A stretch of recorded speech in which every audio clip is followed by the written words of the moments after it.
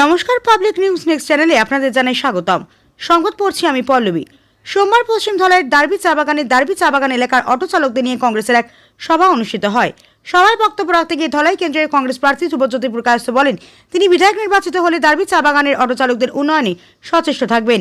এদিনের সভায় অন্যান্যদের মধ্যে প্রাসঙ্গিক বক্তব্য রাখেন নরসিংপুর ব্লক কংগ্রেস সভাপতি রাজন পালিত, হরিমোহন কৈরি, চুনিলাল গোয়ালা, উজ্জ্বল কান্তি দেব প্রমুখ। এদিনের সবার কিছু মুহূর্ত দেখতে থাকুন পাবলিক নিউজ নেক্সট চ্যানেলের ক্যামেরায়।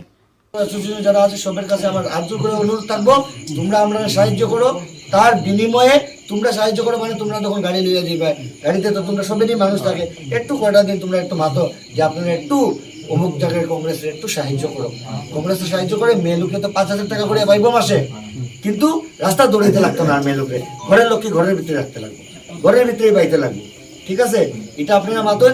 আর আপনারা যেটা আপনারা যখন রাস্তাঘাটে চলাফেরায় যখন যেরকম কোনো রকম হ্যারাসমেন্ট হয় পুলিশ টুলিশে হয় না, একটা গাড়ি চালালে একটা অ্যাক্সিডেন্ট হইতে পারে একটা অ্যাক্সিডেন্ট, কেউ জানিয়ে অ্যাক্সিডেন্ট করে না। ঠিক আছে, লাগিয়ে দিতে পারে, কেস মামলা হলে পুলিশ টুলিশে পয়সা দিতে লাগে।